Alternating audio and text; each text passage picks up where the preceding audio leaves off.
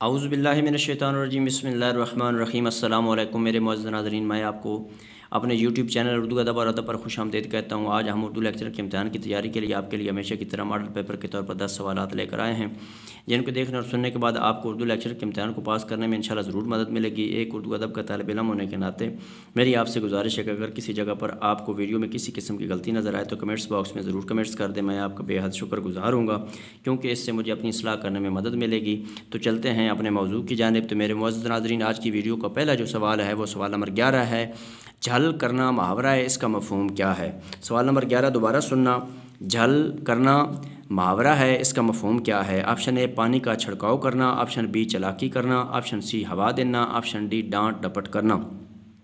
तो मेरे मुअज़्ज़ज़ नाज़रीन, सवाल नंबर 11 का जो दुरुस्त जवाब है वो है ऑप्शन बी चालाकी करना। तो मेरे मुअज़्ज़ज़ नाज़रीन, ये जो ऊपर आपको सवाल नज़र आ रहे हैं 8, 9 और 10, तो मेरे मुअज़्ज़ज़ नाज़रीन, मैं ये वाले सवाल जो हैं ये इससे पहले वाली वीडियो में रिकॉर्ड करवा चुका हूँ। अगर आप इनका जवाब देखना चाहते हैं तो इससे पहले वाली वीडियो जो वीडियो नंबर 1 है इस पेपर की, उसको देख लें, उसमें आपको आसानी से इनके जवाबात मिल जाते हैं। तो चलते हैं अपने अगले सवाल की जानिब। सवाल नंबर 12 है, सब्ज़ कदम होना मुहावरा है, इसका मफ़हूम है। सवाल नंबर 12 दोबारा सुनना। सब्ज़ कदम होना मुहावरा है, इसका मफ़हूम है। ऑप्शन ए नेकी की तलकीन करने के लिए आगे बढ़ना, ऑप्शन बी मुबारक होना, ऑप्शन सी तेज़ तेज़ कदम उठाना, ऑप्शन डी मनहूस होना। तो मेरे मुअज़्ज़ज़ नाज़रीन, सवाल नंबर 12 का जो दुरुस्त जवाब है वो है ऑप्शन डी मनहूस होना। तो चलते हैं सवाल नंबर 13 की जानिब।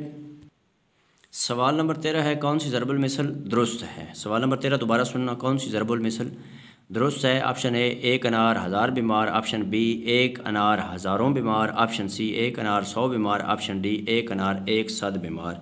तो मेरे मुअज़्ज़ज़ नाज़रीन, सवाल नंबर 13 का जो दुरुस्त जवाब है वो है ऑप्शन सी एक अनार 100 बीमार। तो चलते हैं सवाल नंबर 14 की जानिब।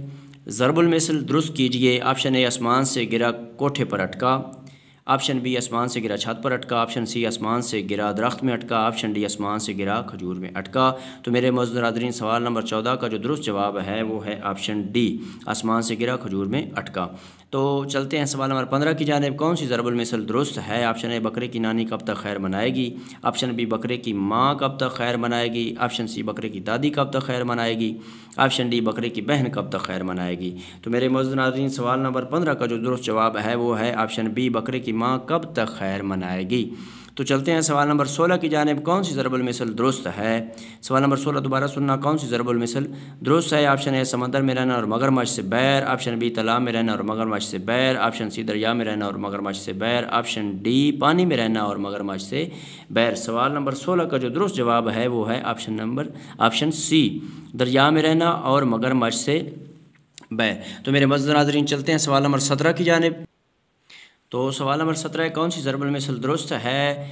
ऑप्शन ए 9 मन तेल होगा न राधा नाचेगी, ऑप्शन बी न 10 मन तेल होगा न राधा नाचेगी, ऑप्शन सी न 12 मन तेल होगा न राधा नाचेगी, ऑप्शन डी न 2 मन तेल होगा न राधा नाचेगी। तो सवाल नंबर 17 का जो दुरुस्त जवाब है वो है ऑप्शन ए न 9 मन तेल होगा न राधा नाचेगी।